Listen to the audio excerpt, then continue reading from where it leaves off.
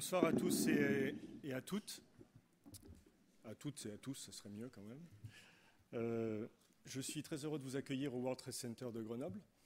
Le World Trade Center de Grenoble est principalement connu pour son centre de congrès dans lequel vous êtes aujourd'hui. C'est normal, on a à peu près 180 événements, environ 30 000 visiteurs par an, mais ça n'est pas que ça. C'est aussi un centre d'affaires avec 30 entreprises qui sont domiciliées dans ce centre, et puis un centre de commerce international qui travaille sur l'accompagnement au développement international des entreprises et qui accompagne environ 800 entreprises par an.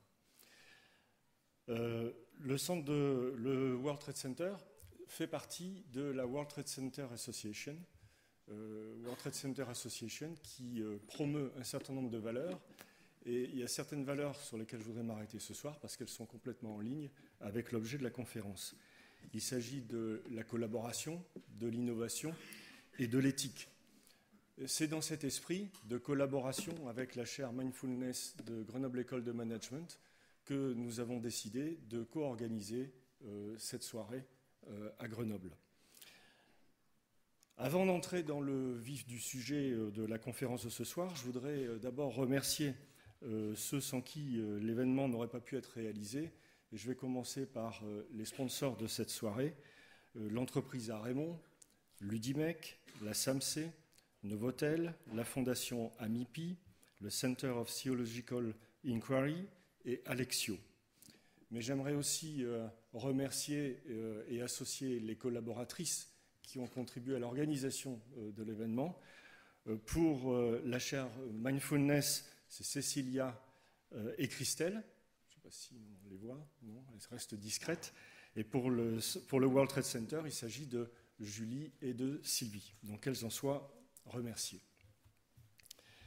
Le thème de la soirée est donc comptabilité, bénéfices et bienfaits vers une vision pacificatrice et responsable de l'entreprise. Cette conférence aura lieu en plusieurs temps. Premier temps, le sujet sera traité par Patrick Vivray. Il est connu en particulier comme philosophe, écrivain, magistrat honoraire à la Cour des comptes, auteur du rapport « Reconsidérer la richesse » en 2002 à la demande du gouvernement de l'époque, cofondateur des rencontres internationales Dialogue en Humanité. Il a fondé, avec Edgar Morin et Stéphane Hessel en 2012, le collectif Roosevelt. Il est aussi fondateur de l'Observatoire de la décision publique. Ses derniers ouvrages sont Le Bonheur en marche, coécrit avec Mathieu Baudin, et Fraternité, j'écris ton nom. Ça, ce sera pour la première partie.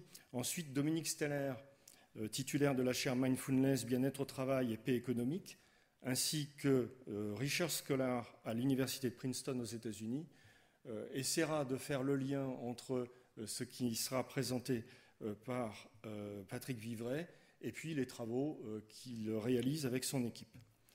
Enfin, on aura un troisième temps qui sera un temps de réponse à vos questions.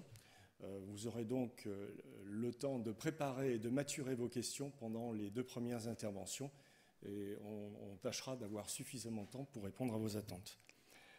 Sans plus attendre, je vous invite à accueillir avec moi Patrick Vivray pour son intervention.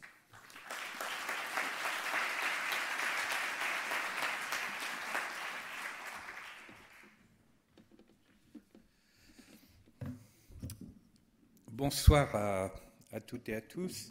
Je vais commencer cette intervention par quelques diapos autour de cette question, les points aveugles de l'économisme, que je distingue de l'économie, puisque si l'économie se veut à la fois une science et une pratique, l'économisme est beaucoup plus une idéologie et une novlangue qui reprend un certain nombre de mots-clés de nos vocabulaires courants, des mots tels que valeur, tels que bénéfice, tels que métier, et dont j'aurai l'occasion de montrer qu'ils sont très souvent déformés par le discours de l'économisme.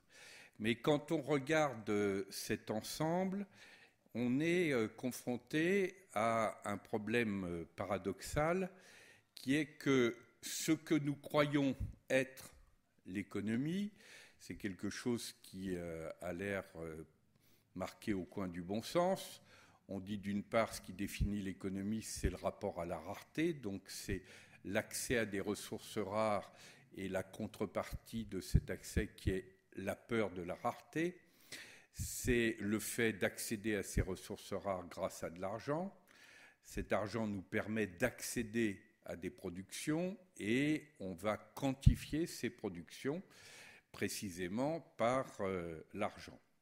Et donc ça donne un petit schéma qu'on peut exprimer sous la forme de ce losange, avec à la fois la rareté et la peur de la rareté, la quantification, le paiement comme système de vente et d'achat, et puis la production pour sortir de la rareté. Est-ce que cette représentation, qui a l'air évidente, est-ce qu'elle correspond à la réalité? Il suffit de se poser la question, cette fameuse production, d'où vient-elle? Elle n'est possible que pour autant qu'il y a une nature, une économie du vivant, et ça n'est plus véritablement une production, c'est une transformation au sens précis du terme. Il n'y a pas de production ex nihilo, puisqu'il y a une nature qui va être transformée. Et donc, nous allons voir une évolution sensible de ce losange apparemment évident. Car ces productions, elles viennent d'une économie du vivant. L'économie du vivant, c'est ce qu'on appelle l'écologie. Et d'ailleurs, comme souvent, l'étymologie, l'histoire des mots nous renseigne sur des points importants. Écologie, c'est oikos logos. Donc oikos en grec, c'est la maison. Logos, c'est la théorie de la grande maison. Et normalement, on devrait dire que l'économie n'est qu'un sous-ensemble de l'écologie. Et ça paraît logique d'ailleurs, puisque nos petites maisons terriennes, puisque l'oikos nomos renvoie à la gestion de nos petites maisons terriennes, c'est les Grecs qui ont inventé cette approche, elle est évidemment dépendante de la survie de notre grande maison planétaire. Et donc, regardons comment fonctionne cette économie du vivant. Est-ce qu'elle fonctionne suivant le rapport au petit losange? Et qu'est-ce que nous allons nommer richesse? Le mot richesse, ça vient de rei, qui est du sanskrit, et ça signifie puissance, mais puissance créatrice. Ce n'est pas de la puissance dominatrice, normalement. La richesse, et donc cette puissance créatrice, elle correspond à la question qu'est-ce qui compte le plus pour nous? Nous avons eu l'occasion au cours de cet après-midi avec certaines et certains d'entre vous de repartir de la question fondamentale de la richesse qui est justement de se poser la question qu'est-ce qui compte le plus pour nous, êtres humains? Et quand on se pose cette question, on se rend compte que nous sommes des êtres reliés et qu'il y a deux grandes modalités de cette reliance. Il y a la reliance à la nature. Nous avons besoin de respirer, nous avons besoin de nous nourrir, nous avons besoin de nous vêtir, de nous transporter, etc. Là, on est dans l'ordre des besoins vitaux qui nous relient à l'univers et à la nature, mais nous sommes aussi des êtres de reliance par rapport aux autres. Et là, c'est à la fois la question du sens, la question de la reconnaissance. Dans l'exercice que nous avons fait tout à l'heure, quand on pose la question « qu'est-ce qui compte le plus dans nos vies ?» et qu'on choisit un certain nombre de mots-clés pour le caractériser, on avait des mots tels que amour, famille, proche, etc., qui apparaissaient. Et donc les demandes de sens, les demandes de reconnaissance font partie de cette reliance. C'est ce que les philosophes appelleraient un développement dans l'ordre de l'être qui est nécessaire et qui, du coup, n'est pas simplement dans l'ordre de l'avoir. Et donc, l'économie, c'est une des modalités de cette reliance. Ce n'est pas la seule. Il y a d'autres modalités de la reliance. Et par exemple, dans l'histoire des collectivités humaines, vous avez deux autres grands modes de reliance. Le premier dans l'histoire des sociétés humaines, c'est le religieux, qui vient très tôt, puisqu'on peut dire que le religieux, il commence avec l'émergence de la conscience de la mort, et notre propre espèce, les paléontologues, ils la repèrent comme étant notre famille actuelle, le mal nommé Homo sapiens sapiens, parce que comme le dit Edgar Morin, nous devrions plutôt nous appeler Homo sapiens des minces, tant la partie de folie est également présente. Mais en tout cas, le religieux, il est la première grande manifestation d'organisation des sociétés, parce que, y compris, il répond à la question de la peur de ce qui paraît dangereux dans l'univers. La foudre qui tombe, par exemple, on va dire il y a des dieux foudres, et comment on va organiser nos rapports à ces dieux, et comment on va répondre à leur courroux supposé, par exemple en sacrifiant ce qu'on a de plus cher. C'est le sacrifice des jeunes hommes chez les Mayas. Le rapport entre peur, soumission, sacrifice est un élément constitutif qui va prendre beaucoup de temps pour évoluer. Après, on verra une autre forme de reliance, qui est la forme politique. Les tribus, les cités, les États, les empires, tous ces éléments sont des formes de reliance, mais la caractéristique de ces reliances, je voulais vous montrer autre chose, bon, c'est pas grave. La caractéristique de ces reliances, c'est qu'elles sont sur un mode binaire, c'est-à-dire le religieux comme le politique vont organiser une communauté à l'intérieur des acteurs qui se reconnaissent soit dans la communauté de croyance, la communauté religieuse, soit dans la communauté de rassemblement politique. Et ceux qui sont extérieurs à cette communauté, les infidèles, les étrangers, les barbares, à l'origine le mot barbare en grec veut simplement dire étranger, ils vont construire cette reliance sur cette modalité binaire. La grande innovation de l'économique, ça va être d'introduire une autre forme de reliance, ça c'est un petit peu plus loin, voilà, qui, contrairement à ce qu'on a l'habitude de croire, n'est pas tant la production et l'échange de richesses, parce que la production et l'échange de richesses, on la voit dans l'économie du vivant, et elle n'a besoin ni de monnaie ni de comptabilité pour procéder à toutes les fonctions de transformation, d'échange ou d'équivalent de l'investissement, l'épargne, le recyclage, etc. Mais la vraie fonction de l'économique par rapport aux religieux et aux politiques, et là on est en plein dans les thèmes de la paix économique, ça va être la possibilité d'échanger avec autrui, même si autrui n'est pas membre de ma communauté de croyance ou de ma communauté politique. Donc la vraie fonction de l'économie, la valeur ajoutée de l'économie, il est justement sur la pacification. Et la comptabilité et la monnaie dont l'économie du vivant n'a pas besoin, dont l'essentiel de l'économie humaine pendant 195 000 ans, puisque c'est à peu près il y a 5 000 ans que se trouve inventée la comptabilité et la monnaie, et auparavant on a bien des formes économiques mais qui ne sont pas de l'économie monétaire ou de l'économie centrée sur de la comptabilité. La vraie fonction de la comptabilité, par exemple, c'est d'être une mémoire de l'échange. Et cette mémoire de l'échange va permettre de créer les conditions d'une confiance, même entre des personnes qui ne se connaissent pas ou qui appartiennent à des communautés politiques et économiques divergentes.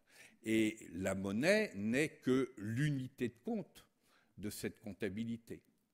Et donc, si on repère que la fonction principale de l'économie, c'est justement une fonction pacificatrice, on comprend mieux pourquoi, par exemple, un mot comme « payer » vient du latin « pacare », qui veut dire « faire la paix ». Et on comprend mieux aussi la grande thèse de Montesquieu dans l'Esprit des lois qui caractérise la fonction du commerce comme alternative à la guerre. C'est ce qu'il appelle le doux commerce.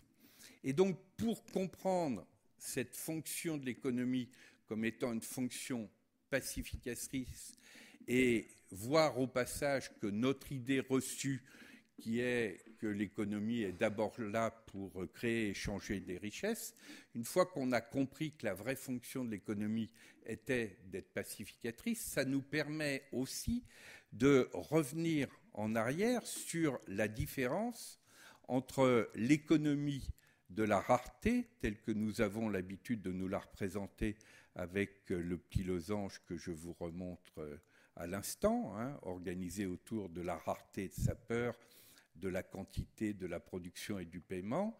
Et quand on revient sur cette économie du vivant, sans laquelle aucune production ne serait possible, eh bien là, on se rend compte qu'on a des choses qui sont sensiblement différentes, puisque, prenons un exemple simple, celui de la respiration. Puisqu'on dit souvent que la première question économique, c'est celle du rapport à la nourriture pour des raisons de survie, mais avant même de nous nourrir, nous avons un besoin vital premier qui est celui de respirer. Et d'ailleurs, nous savons bien qu'on peut rester plusieurs jours sans se nourrir et on ne peut pas rester plus de quelques minutes sans respirer.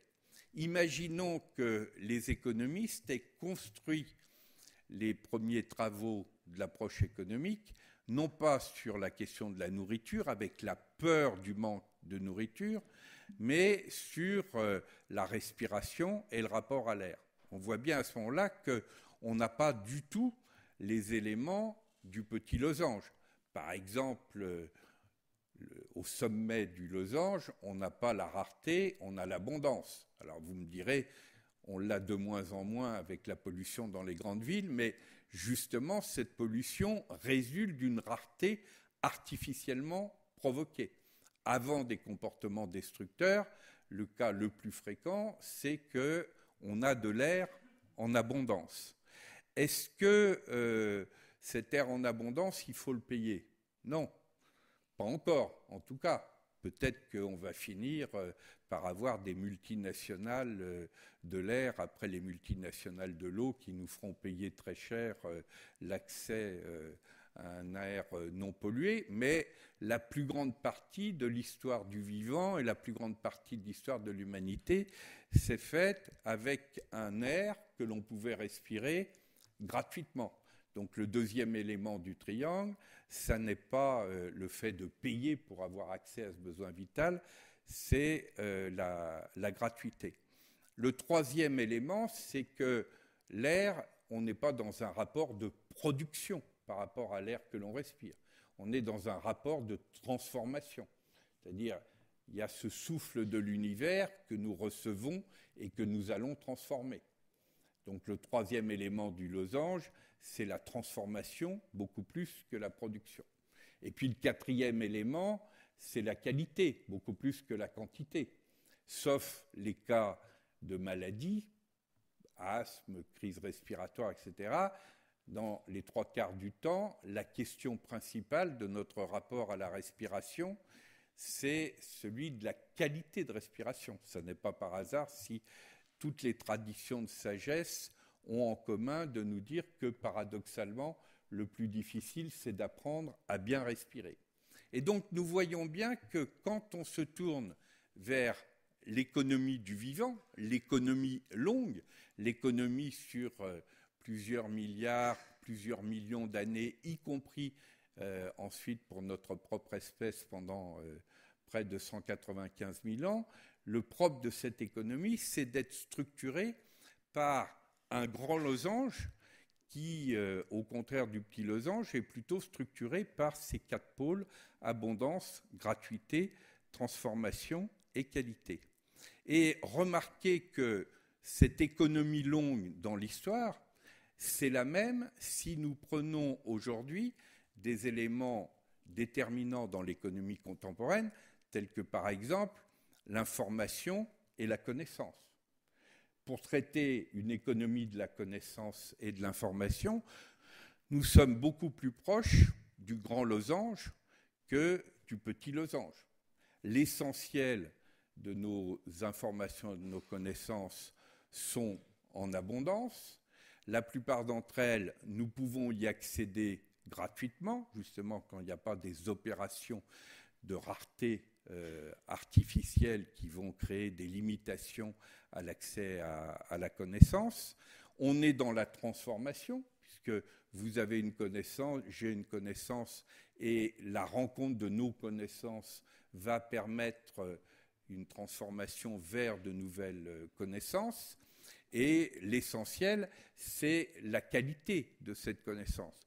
Vous allez sur Internet, avec n'importe quel moteur de recherche, vous allez avoir accès à des milliards d'informations et de connaissances. La vraie question, c'est comment vous allez sélectionner ces informations et ces connaissances. Et ça, c'est un processus qualitatif beaucoup plus que quantitatif.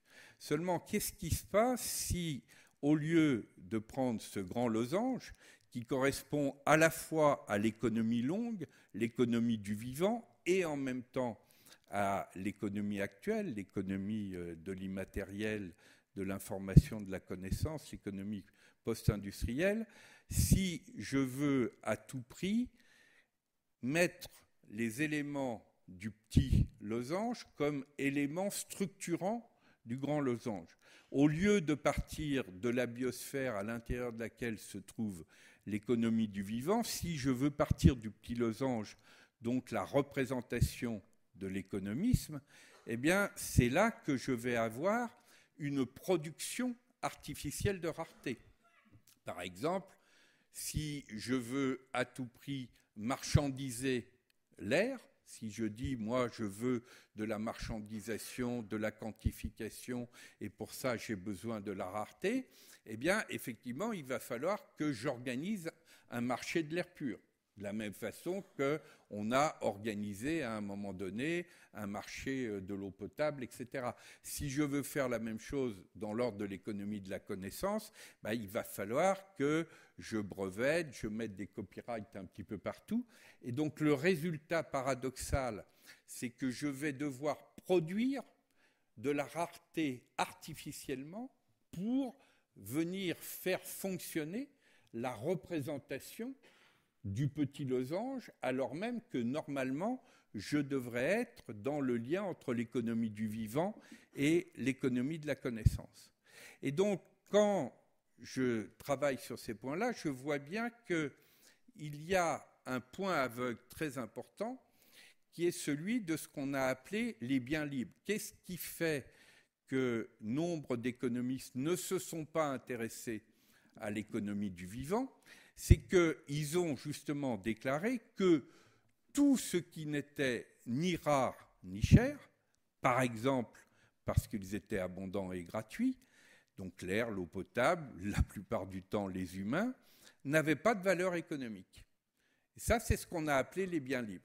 Eh bien, tout le retour aujourd'hui des questions écologiques, mais derrière les questions écologiques, nous avons les questions humaines, et y compris la compréhension que si un être humain n'est pas un être motivé, par exemple, par son activité, eh bien, sa valeur ajoutée va être beaucoup plus faible, revient à dire ces biens libres qu'on avait considérés comme sans valeur parce qu'ils n'étaient pas du domaine de la rareté, ils ont bien une valeur au sens fort du terme.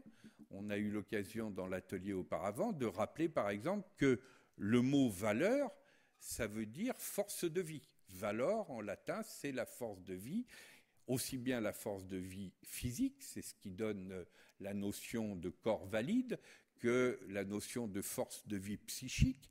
Et à ce moment-là, on parlera d'être valeureux. Et si la valeur, c'est la force de vie, on comprend bien que les bénéfices, ce sont des activités bénéfiques sources de bienfaits, et pendant très longtemps, le mot bénéfice, c'est ce qu'il a voulu dire, que le contraire de bénéfice, à ce moment-là, c'est ce qu'on appelait des maléfices, qui sont effectivement destructeurs de valeur au sens de destructeurs de force de vie, et qu'un autre mot clé que nous allons retrouver, qui est le mot de métier, Métier, ça ne veut pas dire job, ça ne veut pas dire emploi, ça ne veut même pas dire travail. Métier, c'est un mot créé par le compagnonnage au XIIe siècle, à partir de la contraction de deux mots latins. Le ministère, ministère qui veut dire service, que l'on distingue du magistère qui veut dire maîtrise, et mystère. Un métier, c'est un ministère mystérieux. Pourquoi mystérieux? Parce que si on est dans l'ordre de la transformation de la matière, ça renvoie au mystère du rapport à la nature. Et si on est dans un métier relationnel, c'est le mystère de la relation à autrui. Et donc, les métiers, c'est ce qui correspond à nos axes de vie. C'est le fait de sentir que nous avons des projets de vie, des missions de vie. Et de ce point de vue-là, tout être humain est porteur de métier. Il n'y a pas de chômage du point de vue de la notion radicale de métier, parce que, par exemple, le premier des métiers, on peut dire que c'est un métier de chef de projet de sa propre vie. Et c'est l'intérêt de la société que ce métier soit exercé dans de bonnes conditions, parce qu'une personne qui n'arrive pas à prendre en charge sa propre vie, non seulement elle se détruit elle-même, mais les dégâts collatéraux qu'elle va faire autour d'elle vont coûter très cher à la société. Et là, le mot coût, on peut l'écrire tout aussi bien COUPS, coût de maltraitance par exemple, que COUTS. Donc vous sentez bien que nous sommes à un moment clé où il nous faut faire deux opérations. Un, reconnecter l'oikos nomos à l'oikos logos, c'est-à-dire de comprendre effectivement que nous ne pouvons plus nous payer le luxe d'avoir un type d'économie qui est complètement déconnecté des enjeux de nos écosystèmes nourricieux. C'est vrai du climat, on l'a vu encore avec la conférence de Paris, c'est vrai de la biodiversité, c'est vrai du problème des grandes pollutions, c'est vrai du problème de la pêche et des ressources halieutiques, etc. C'est-à-dire que nous ne sommes plus justement dans cette situation où nous pouvons dire oh bien, à partir du moment où il y a des biens libres et où ils sont gratuits et abondants, nous ne nous posons pas la question. Si, nous devons nous poser la question parce que, à force d'oublier cette question, nous créons artificiellement une rareté qui peut produire peut-être des bénéfices monétaires, mais qui entraîne des destructions, donc des maléfices qui sont de plus en plus importants. Donc la première reconnexion, elle est par rapport à la question écologique. Et puis la deuxième reconnexion, elle est justement dans le rappel que la vraie fonction de l'économique par rapport aux politiques et aux religieux, c'est cette fonction pacificatrice. Et que la vraie fonction de la comptabilité et de la monnaie, c'est justement de permettre l'échange entre des acteurs qui, à l'intérieur d'un rapport religieux ou d'un rapport politique, ne rentreraient pas en échange parce qu'ils sont trop étrangers ou trop en conflit les uns avec les autres. Mais si l'économie oublie que son principal objet est cette fonction pacificatrice, si l'économie elle-même redevient guerrière, par exemple parce qu'elle est absolument obsédée par la logique compétitive, eh bien vous avez un basculement extrêmement dangereux qui s'opère. Là où l'économie remplissant cette fonction de doux commerce dont parlait Montesquieu crée en même temps un appel d'air pour la pacification du religieux et du politique, inversement, quand l'économie redevient guerrière, elle tire le religieux et le politique vers des fonctions elles-mêmes guerrières. C'est exactement à ce type de rendez-vous que nous sommes confrontés aujourd'hui en Europe.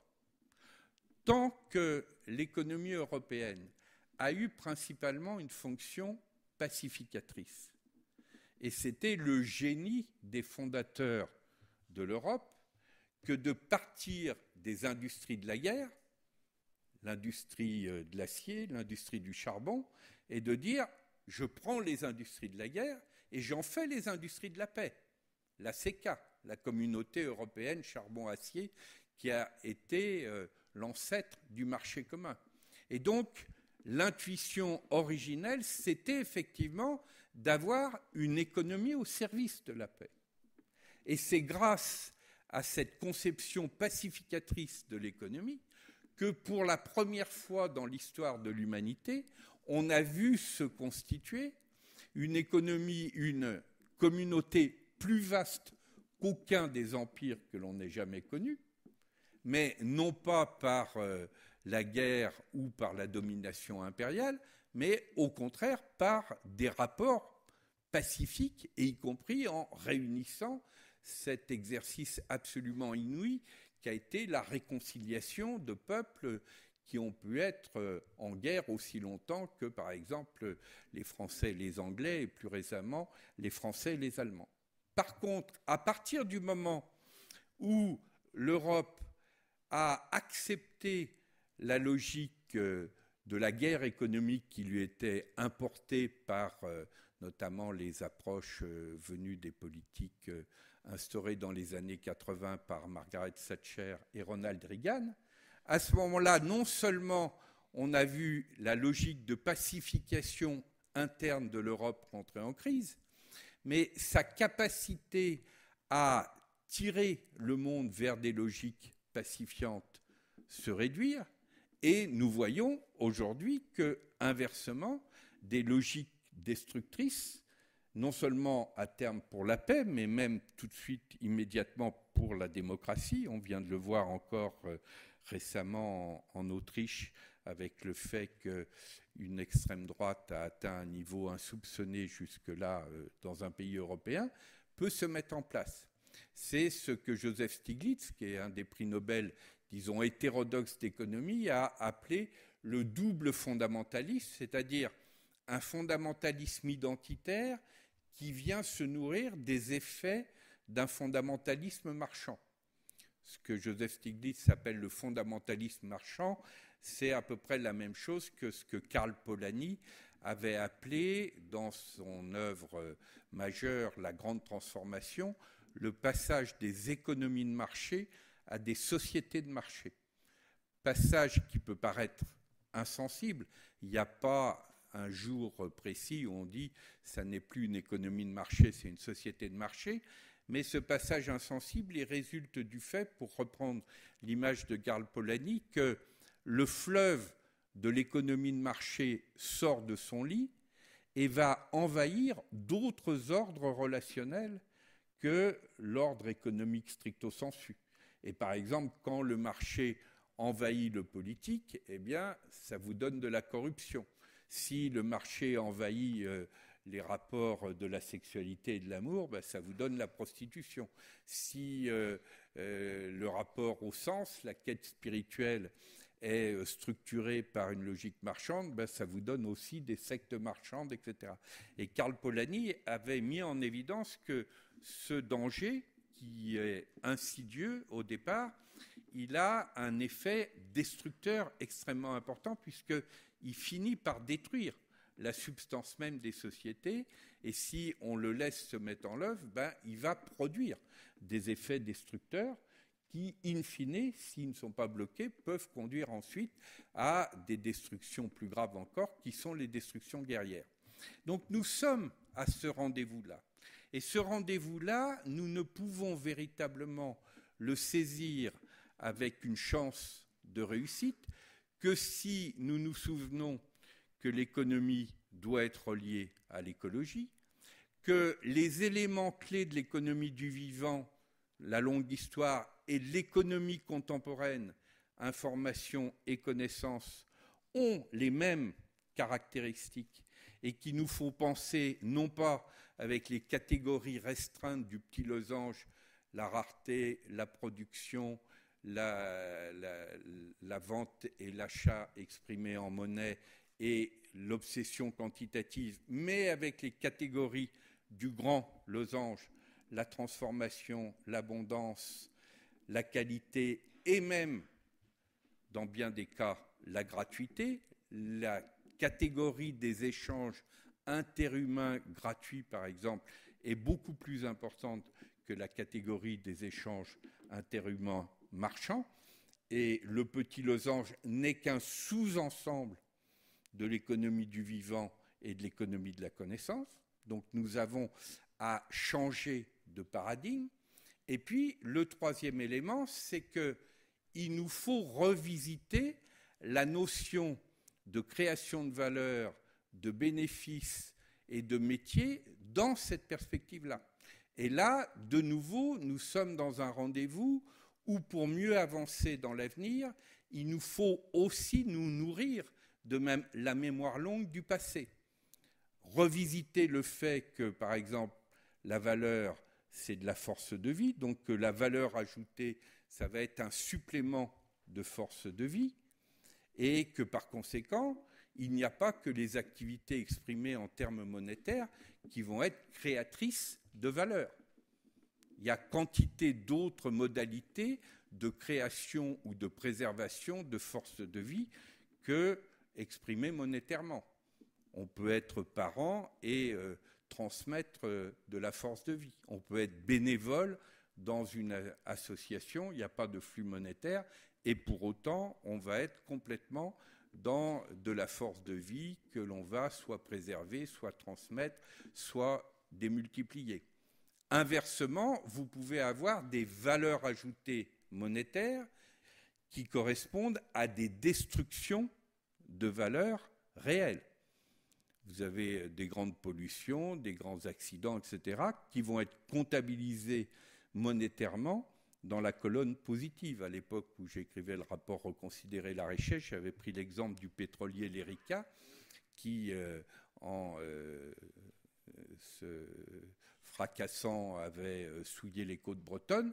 Mais du point de vue du produit intérieur brut, le fameux agrégat des comptabilités nationales, c'était le pétrolier qui était facteur de croissance, parce qu'il allait falloir remplacer le pétrolier, donc ça faisait fonctionner l'industrie fabricative des pétroliers. Vous aviez les indemnités versées par les assurances qui étaient comptabilisées positivement dans le PIB.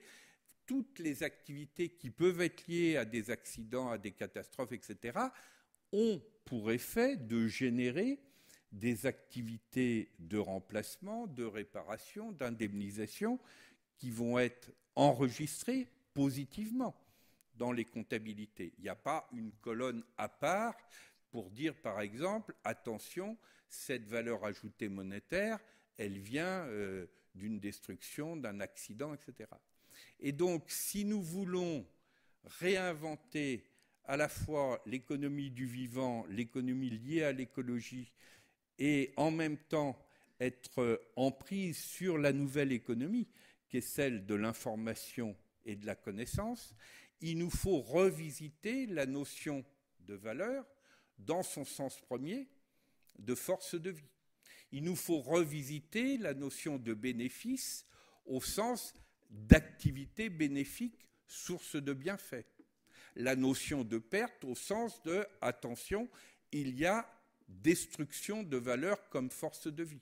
S'il y a destruction d'un écosystème naturel, par exemple, ça doit être enregistré en destruction de valeur, en perte. S'il y a une destruction, parce que par exemple la souffrance au travail est telle que des personnes en viennent à se suicider, ça doit être enregistré comme perte, comme destruction de valeur. Donc vous sentez bien qu'à ce moment-là, la mémoire longue nous aide aussi à préparer les temps présents et à venir, et la caractéristique de toutes les grandes conférences internationales depuis Stockholm jusqu'aux conférences de Rio, en passant par celle de Paris sur le climat, le sommet de la Terre de Johannesburg, au fond, c'est de dire nous avons besoin aujourd'hui d'avoir un système d'information et d'évaluation là aussi au sens fort du terme, de délibération sur ce qui fait valeur comme force de vie. J'avais eu l'occasion, quand Michel Rocard était Premier ministre, de conduire à sa demande une mission sur l'évaluation des politiques publiques, et j'avais plaidé pour que l'on entende le mot évaluation, non pas dans un sens restreint de mesure, mais dans son sens fort de délibération sur ce qui fait valeur comme force de vie. Eh bien, si nous prenons le problème en ces termes-là, nous allons comprendre effectivement une chose essentielle, qui est celle-là même qu'Amartya Sen, le prix Nobel indien d'économie, évoque sous le terme de capabilities, c'est que la grande question, c'est celle des potentialités créatrices. C'est le fait, pour reprendre la belle phrase de Saint-Exupéry dans Terre des Hommes, qu'il nous faut sortir de ce gaspillage humain exprimé par sa phrase « c'est Mozart qu'on assassine », pour créer des conditions d'aller justement vers ce que Hannah Arendt appelait dans La condition de l'homme moderne le passage de la logique du travail à la logique de l'œuvre, la pleine capacité des êtres humains de réaliser ce qu'il y a de plus haut dans l'activité humaine en laissant aux machines, que ce soit des machines industrielles, des machines agricoles avant-hier ou des machines informationnelles aujourd'hui, le soin de se charger des activités les plus pénibles, les plus redondantes, etc., pour libérer cette énergie et cette création vers des qualités de métier, des qualités d'œuvre, des qualités de vivre ensemble. Et l'ensemble de ces perspectives, à ce moment-là, effectivement, est contributrice de paix, contributrice de ce nouveau doux commerce dont parlait Montesquieu et qui est un des grands défis, justement, sur lesquels la chaire que Dominique anime sont décisifs. Eh bien, rappelez-vous une dernière chose, c'est que le mot « valor » en latin, comment se traduit-il en grec? Quel est le mot grec pour dire la force de vie? Eh bien, c'est « eros ». Eh bien, c'est bien la perspective de création de valeur au sens le plus fort du terme, qui est l'énergie érotique, l'énergie de la force de vie, qui évidemment est complètement organisée autour de la grande question de la qualité de l'énergie amoureuse. C'est ce qu'on peut appeler l'enjeu d'une stratégie érotique mondiale. Je vous remercie.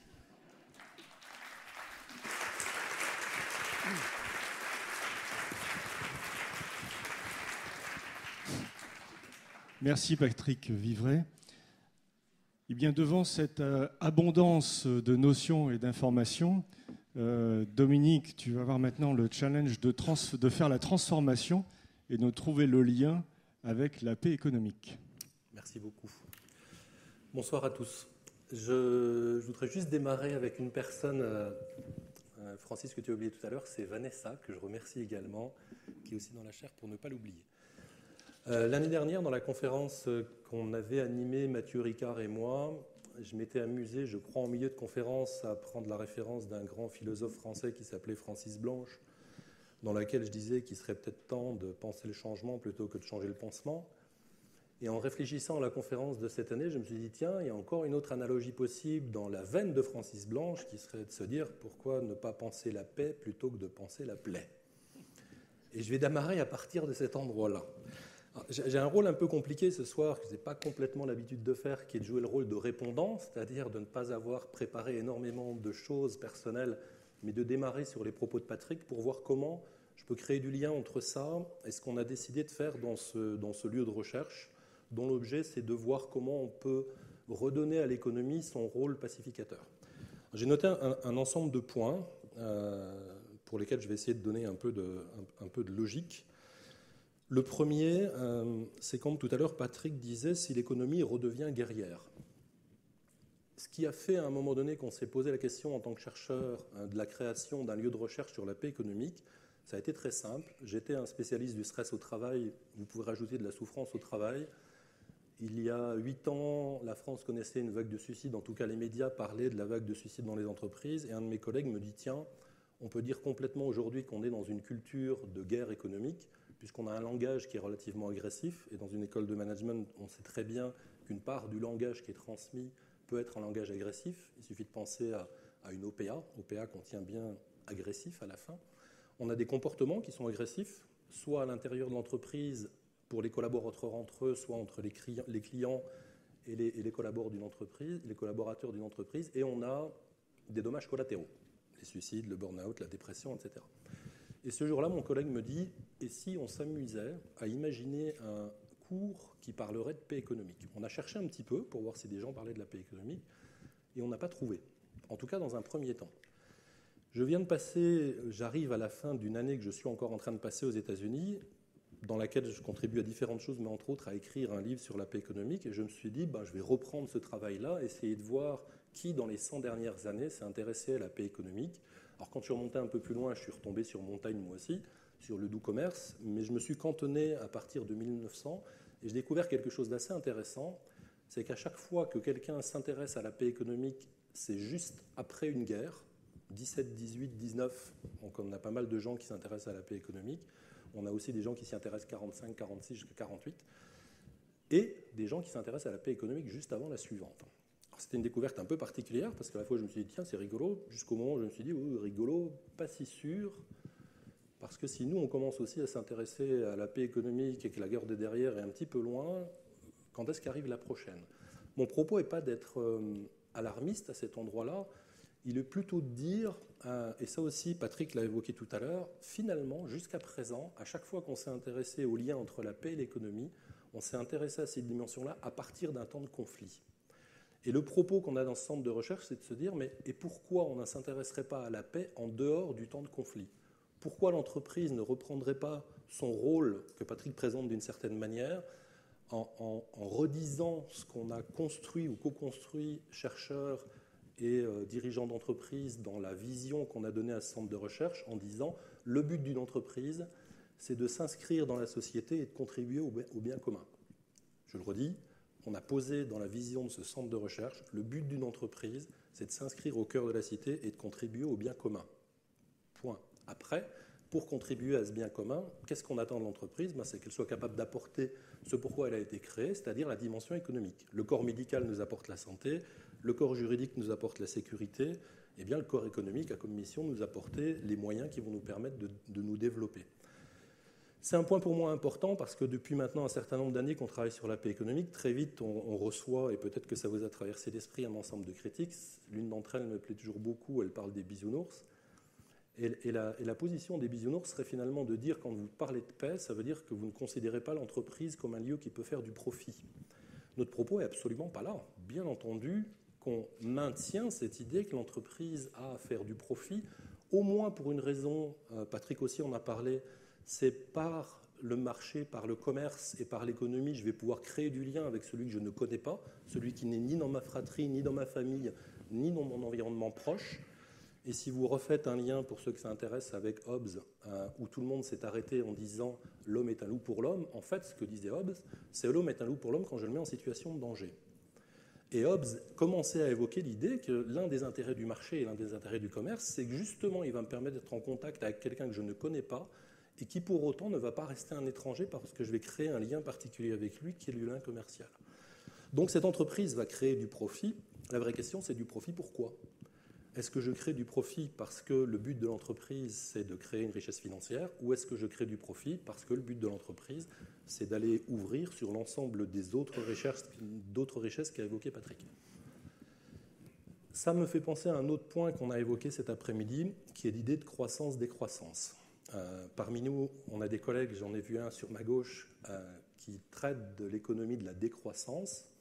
Et cet après-midi, à l'issue des réflexions, je leur disais, ou je partageais avec eux cette idée de « je comprends l'idée de la décroissance quand on la pose par rapport aux bénéfices sur ce qui va permettre d'être contributif au bien commun et sur ce qui, à un moment donné, bien que les chiffres semblent être positifs, va générer du maléfice.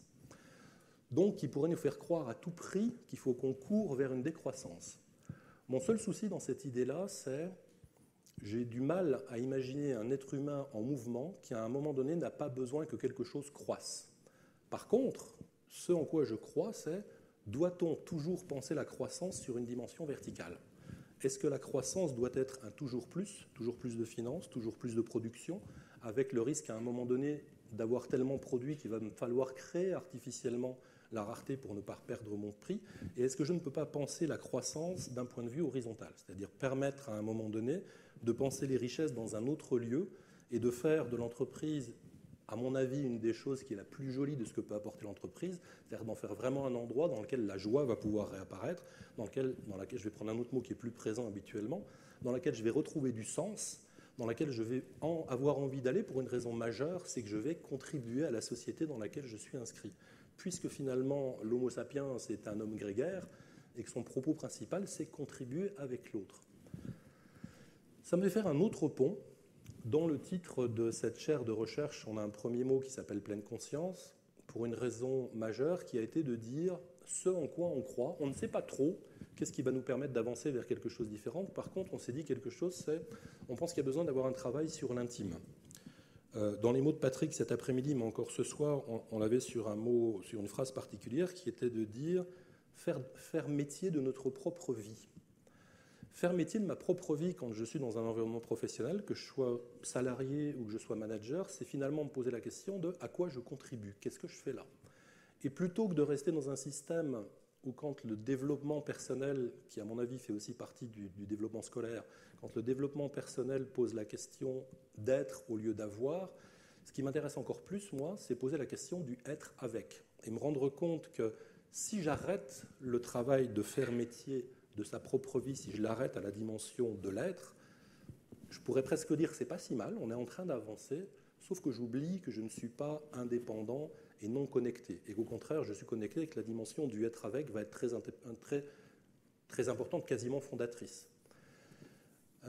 Ça pose maintenant, si je commence à parler du être avec, une autre question qui s'éloigne assez fortement du lieu de travail, qui est la question de la spiritualité, que Patrick a évoqué tout à l'heure aussi. Je viens de passer mon année dans un lieu de recherche multidisciplinaire, mais dont le fondement est un lieu de recherche en théologie, avec une intention particulière en point de départ. Je ne suis pas théologien, je suis bien prof dans une business school, mais avec une intention particulière qui était de dire comment on peut redonner à la spiritualité une de ses places fondamentales, qui est de dire j'entre dans la spiritualité à partir du moment où je me pose une question qui va au-delà de mes besoins quotidiens standards.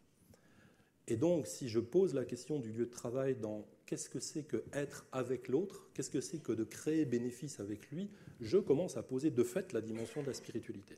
C'était un autre mot qui, pour moi, avait un intérêt particulier. Alors, ce schéma qui est un petit peu compliqué, il va tenter de répondre à la question que vous poseriez, en tout cas pour ceux qui ne m'ont jamais écouté parler de ça, mais qu'est-ce que c'est que cette idée de paix économique ? Comme je vous le disais tout à l'heure, elle est née chez nous, non pas comme une opposition à l'idée de guerre économique, en tout cas au départ, mais plus comme un contrepoint, en disant finalement personne ne se pose la question de pourrait-on imaginer l'économie d'une autre manière.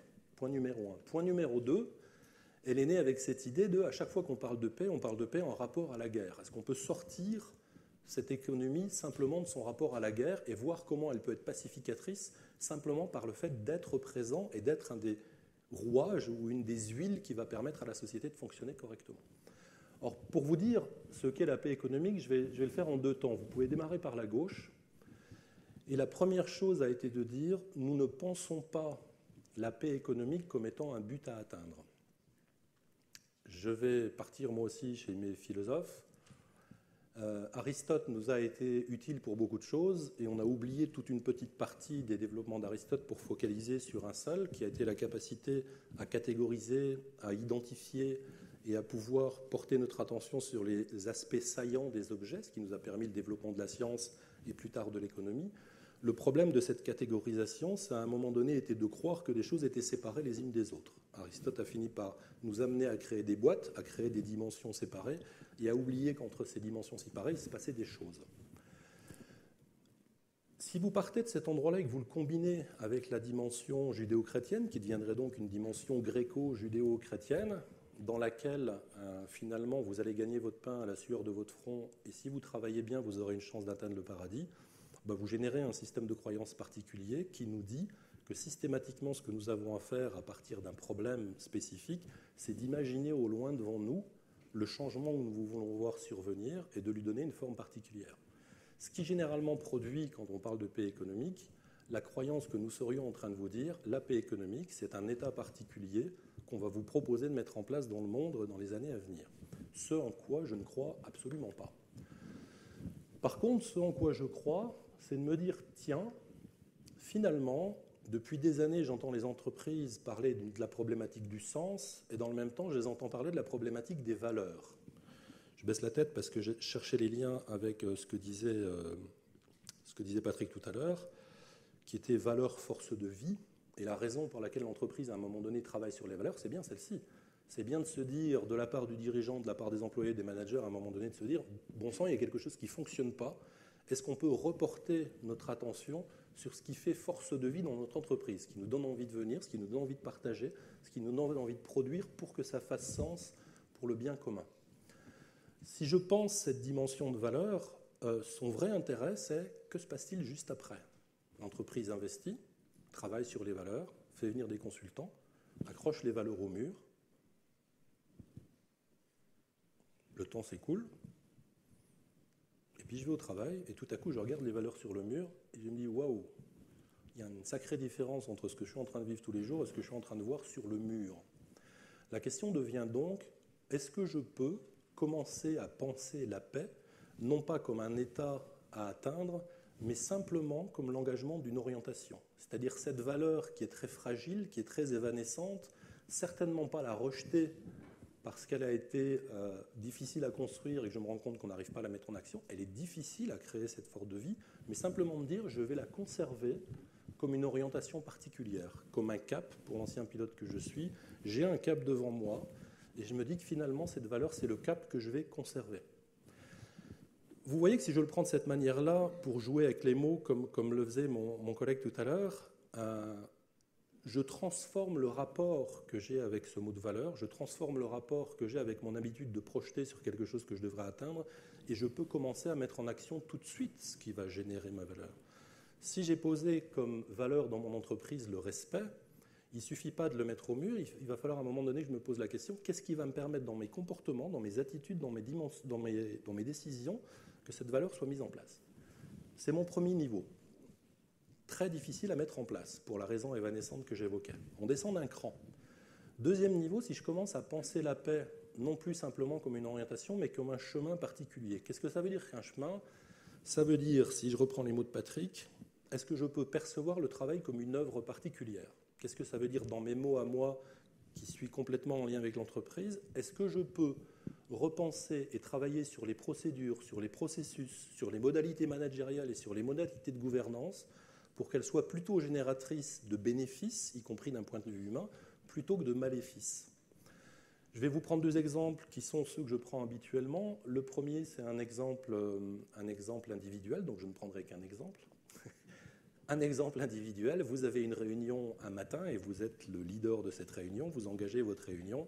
À un moment donné, l'un de vos collaborateurs vous met en défaut parce qu'il n'est pas d'accord avec vous et en plus, il vous met en défaut d'une façon pas très agréable.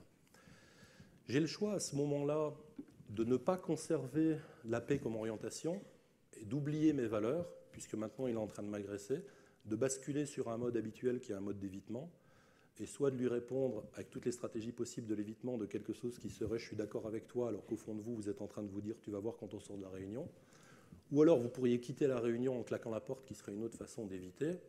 Et si je bascule sur l'autre stratégie habituelle, vous sentir beaucoup plus puissant que votre collaborateur, sortir votre gourdin, taper très fort sur la tête en disant « de toute façon, c'est moi le patron ». Ça, on est en train de parler de ma modalité et de mon rapport managérial.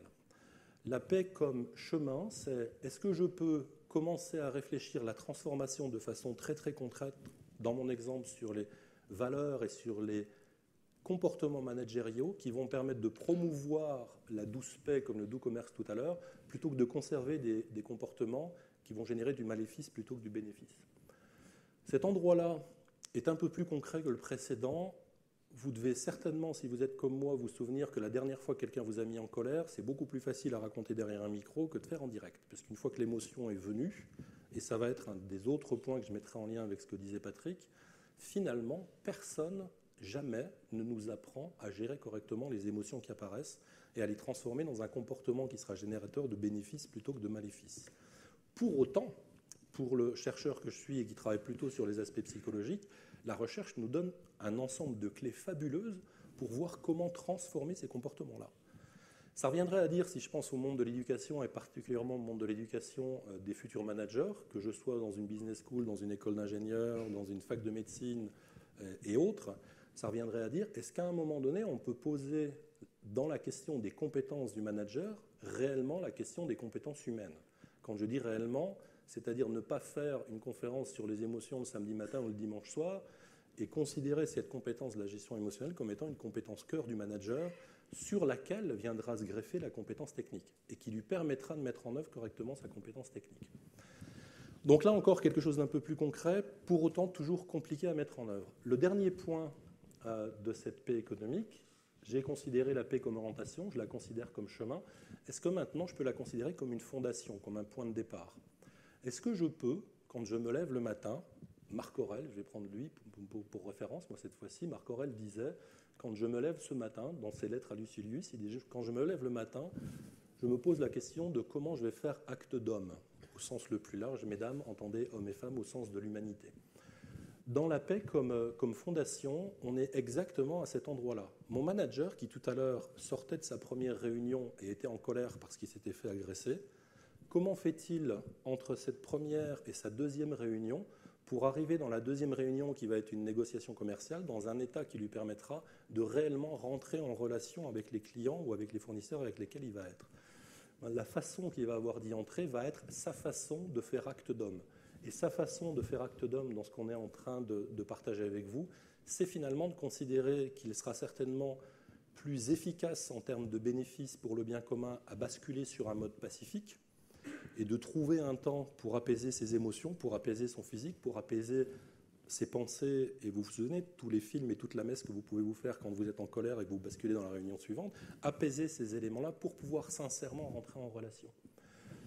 Ce schéma basculait dans l'autre sens, et il était dans les deux sens, puisqu'on avait sur la gauche quelque chose que je qualifierais de stratégique, une réflexion de point de départ, en disant quand je suis dans mon entreprise, je vais penser la paix en termes d'orientation en pensant à ma mission, en pensant à mes valeurs, en pensant à ma stratégie. Je vais penser au chemin en pensant aux structures que j'ai construites, en pensant aux procédures que j'ai mises en place. Je vais penser à la mise en action au socle en pensant à la formation et au développement des compétences de mes collaborateurs et de mes managers. Et tous ces éléments-là vont se mettre en œuvre de façon effective dans la deuxième partie du schéma dans laquelle je repars, qui elle redémarre, je vais reprendre les mots de Patrick, dans faire métier de sa propre vie. Et je le redis, la raison pour laquelle on a utilisé la pleine conscience, c'était de dire j'ai besoin à un moment donné de faire métier de ma propre vie, de ressentir comment je m'engage et comment je vais pouvoir passer dans l'étape suivante qui est de faire œuvre commune.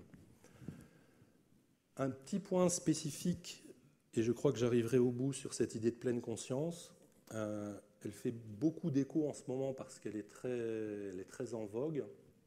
Elle fait des échos dans un endroit qui nous convenait bien au début puisqu'elle est un petit peu plus connue. Elle crée du maléfice, si je reprenais ce mot-là, puisque l'une des difficultés qu'on a, c'était mon propos de tout à l'heure avec l'idée d'Aristote, c'est à un moment donné de continuellement prendre une catégorie particulière, la catégorie des méthodes qui vont me permettre d'aller bien, et comme je souffre au travail, de croire que parce que je vais appliquer une méthode particulière, j'irai mieux. Si je le dis autrement, il y a une tendance dans le monde de l'entreprise à instrumentaliser systématiquement ce qu'on trouve de l'extérieur, puisque je suis en train de focaliser sur la seule chose qui semble compter, la richesse financière. Et je pense que l'application instrumentale de l'outil que je trouve à l'extérieur va me permettre de créer une richesse qui sera plus importante, richesse financière. Ce qui est important pour nous en tant que chercheurs et pour nos partenaires entreprises, puisqu'encore une fois, on est dans un conglomérat de formation de travail et pas dans quelque chose qui est linéaire, ce qui est important pour nous dans cette idée du travail sur sa propre vie, ça n'est pas cette dimension instrumentale, ça n'est pas l'idée que parce que j'applique une méthode, je vais voir des éléments bouger en sortie, amélioration du bien-être, diminution du stress, amélioration de la satisfaction, etc. Au contraire, c'est celle de pouvoir vivre pleinement sa vie. Et l'objet central de la pleine conscience, c'est finalement me mettre en contact le mieux possible avec la réalité que je suis en train de vivre, intérieure et extérieure, me rendre compte que quand mon collègue m'agresse, il y a quelque chose qui est de l'ordre de la peur, parce qu'il me met en défaut, il y a quelque chose qui est de l'ordre de la colère, parce que je ne me sens pas respecté, puis il y a un tout petit bout qui dit qu'il a raison, parce que sur le point qu'il est en train de soulever, c'est quand même pas complètement faux. Comment je fais pour saisir cette espèce de bouillie, qui est un petit peu grise, avec laquelle je ne sais pas comment faire, pour une seule chose, pas pour réduire mon stress, mais pour pouvoir retourner vers lui avec quelque chose de réellement coopératif et de réellement opérationnel, c'est-à-dire quelque chose qui pourrait ressembler, si j'allais vite maintenant, à « quand tu dis ça, je suis d'accord avec toi sur ce point-là, ça ne fonctionne pas. Par contre, quand tu le dis comme ça me blesse et j'ai besoin qu'on vive les choses différemment. » Je vais terminer sur ce point-là, on va avoir du temps pour les questions, mais certainement que le point central pour moi ce soir, finalement, dans le lien qui peut y avoir entre comptabilité, bénéfices et paix économique, c'est si je pouvais presque le dire avec un s'il vous plaît, cette dimension de paix, essayons de la voir comme étant qu'est-ce que je peux faire maintenant à partir du point où je suis. Puisque l'une des autres remarques qu'on a habituellement, c'est vous rêvez complètement, de toute façon, dans le monde du travail, c'est bien plus dur que ça. Et ma réponse serait, ben justement, si c'est bien plus dur que ça, qu'est-ce que vous voulez faire à partir de maintenant? Merci beaucoup.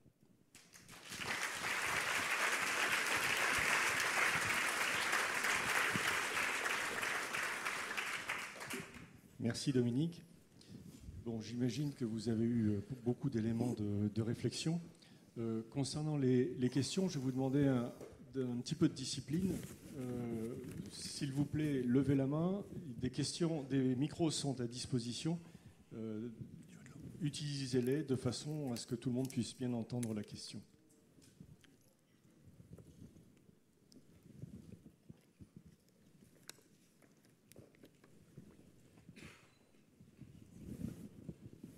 Vous avez signalé la raréfaction du travail par les machines. Quand on voit les camions actuellement qui traversent les États-Unis en autonomie, on s'imagine que le travail va se raréfier. Donc pour entrer dans le monde du vivant du travail, on imagine un travail en abondance, de créativité, dans lequel les gens vont faire mission de vie, donc forcément vont transformer leur énergie positivement pour faire de la qualité. Si on reprend le grand losange. Donc quel est ce modèle de travail en abondance et gratuit que vous voyez pour pouvoir faire la bascule demain? Je commence. C'est exactement ce que Hannah Arendt, dans La condition de l'homme moderne, appelait le passage de la logique du travail à la logique de l'œuvre. Alors, le mot travail, il est devenu tellement dominant qu'il faut, si on garde le mot travail, au moins distinguer, comme l'avait proposé André Gorz, le travail contraint du travail choisi. Parce que le travail choisi, c'est celui qui va vers le métier, qui va vers l'œuvre, etc. Le travail contraint, c'est celui que je fais dans des conditions de pénibilité et de dépendance uniquement pour des raisons de nécessité de survie. Mais ce que dit Hannah Arendt dans sa distinction entre le travail et l'œuvre, c'est paradoxalement ce que tous les grands économistes qui ont une approche pluridisciplinaire ont dit aussi. Par exemple, Stuart Mill évoque dès 1848 ce qu'il appelle le problème de l'état stationnaire et de la saturation de la croissance matérielle des sociétés. Voilà une question très actuelle. Et Stuart Mill dit ça va créer la panique chez mes collègues économistes, mais c'est en réalité une bonne nouvelle parce que ça va permettre d'autres formes de progrès, de libération d'énergie, du progrès moral, du progrès artistique, du progrès spirituel, etc. etc. Adam Smith, qui écrit la théorie des sentiments moraux et qu'il faut lire en même temps que la richesse des nations, il dit à un moment cette chose étonnante, quand l'économie aura rempli son office qui est de sortir de la pénurie, on va pouvoir s'occuper de la chose importante qui est ce qu'il appelle la construction de la République philosophique. C'est-à-dire le moment où on va se poser les questions de l'essentiel. Et donc, quelque chose qui est très proche de ce que Marx dira à travers le thème du passage du règne de la nécessité au règne de la liberté. Keynes, vous voyez que je prends volontairement des économistes qui, a priori, sont en grande divergence. Marx, Keynes, Smith, etc.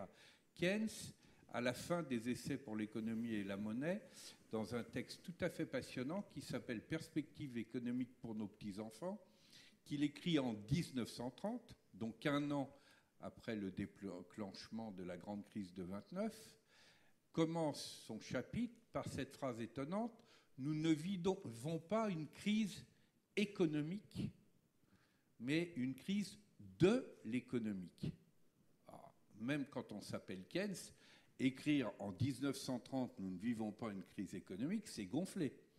Il dit « Mais ce n'est pas une crise économique, c'est une crise de l'économique, ce n'est pas une crise économique, puisque la preuve, nous vivons une crise de surproduction. Donc ce n'est pas une crise de pénurie, ce n'est pas une crise de rareté.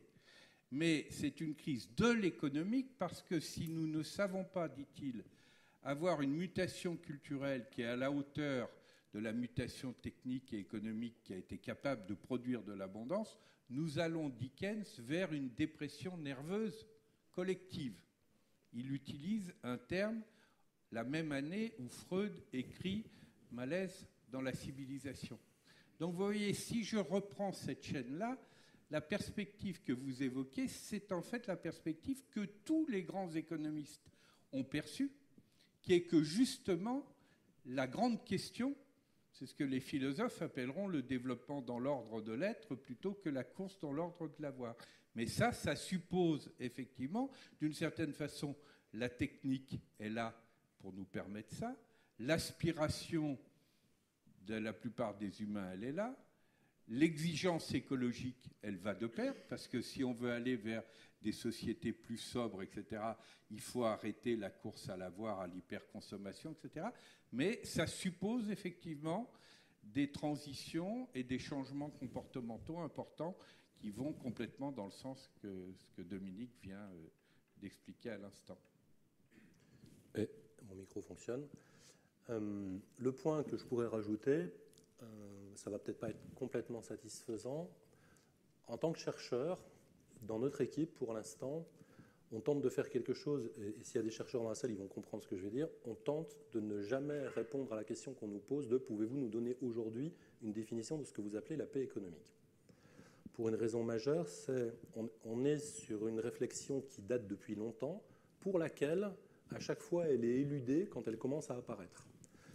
Et la position qu'on est en train de prendre, c'est de se dire, si dès maintenant, on commence à mettre en place une définition de la paix économique, si je reprenais le petit triangle, toute personne qui est dans la peur parce que se passe un phénomène économique particulier va tenter d'instrumentaliser une partie de ce qu'on est en train de raconter, pas à des fins initialement négatives, mais simplement parce qu'elle a un besoin de survie particulier. Et finalement, d'une certaine manière, la question, je vais vous la retourner en disant que notre intérêt à nous, c'est commencer à dire, ce que faisait Patrick quand il a démarré, commencer à dire, est-ce qu'on peut reprendre les mots, reposer ces mots, les re-questionner et voir ce qu'ils sont en train de dire. Quand Patrick parle du ministère, cet après-midi, on en a discuté un instant, j'y rajoute habituellement le samouraï, je ferai une petite parenthèse tout à l'heure parce qu'elle m'avait fait sourire à l'époque, mais elle m'avait questionné quand même. Ministre et samouraï ont la même étymologie, se mettre au service. Grand serviteur de l'État, chez nous d'ailleurs, dont on peut questionner la réalité de temps en temps. Est-ce que vraiment je suis au service ou est-ce que je suis juste dans un jeu de pouvoir ? Si je regarde une institution comme celle qui est juste à côté, dans laquelle on travaille, est-ce que l'objet d'une institution comme celle-ci, c'est de former des managers qui vont avoir une perception d'eux-mêmes comme des gens qui vont être en pouvoir, l'un de ces pouvoirs étant gagner plus, puisque c'est aussi ce qu'ils vont percevoir à travers les messages, même si ce n'est pas le message explicite, c'est bien ce que diffuse notre structure économique habituelle. Est-ce que si on commence à penser le modèle éducatif qui amène un étudiant à considérer que son rôle fondamental, ça va être la responsabilité d'être au service, et finalement, plus il va être dans un poids hiérarchique important, plus son service, le service qu'il va avoir à rendre va être important. Et si je me mets à ce moment-là à associer au service l'autre valeur de courage, dont l'étymologie est le cœur, et qu'on réussit à réamener ce jeune étudiant qui, quand il arrive à 19 ans ou 20 ans, est complètement emballé par ce qu'il a à faire. Il a des envies incroyables de changer la planète. Si plutôt que d'en faire quelqu'un qui va être relativement façonné dans un modèle habituel, on lui redonne cette capacité, cette valeur, cette création de vie au service, en même temps qu'on lui redonne la capacité du cœur, la capacité forte dans laquelle il va pouvoir faire valoir dans sa communauté des dimensions de bienveillance, des dimensions de partage, et la dimension de son rôle, qui peut-être va être un rôle dans lequel il va discerner, on lui donne une chance, pour boucler sur votre question, de pouvoir commencer à réinventer, ce qui va lui permettre de passer sur ce que j'appelais tout à l'heure une croissance qui va être horizontale, c'est-à-dire qui va reposer la question de toutes les richesses qu'on peut développer dans le monde de l'entreprise, et pas seulement de la seule qu'on a fini par complètement isoler, qui était la richesse financière. Si je disais de façon courte ma réponse à votre question, c'est « je ne sais pas aujourd'hui ». Et je n'écrirai jamais un livre qui dira « voilà comment vous devez faire ». Dans les partenaires qui travaillent avec nous, on a mis en place une communauté de pratiques, y compris pour des raisons légales, puisqu'on a créé une fondation et que dans la fondation, on doit avoir des travaux d'intérêt généraux. Et on a demandé à chacun de nos partenaires, plutôt que de vous proposer en tant que chercheur des modèles particuliers que vous allez appliquer aux entreprises, dites-nous donc quel est le chemin sur lequel vous voulez travailler. De façon collective, les entreprises et les chercheurs ont dit ce qui nous intéresse, c'est de travailler sur les changements comportementaux dans le futur, sur un projet de 2 ans.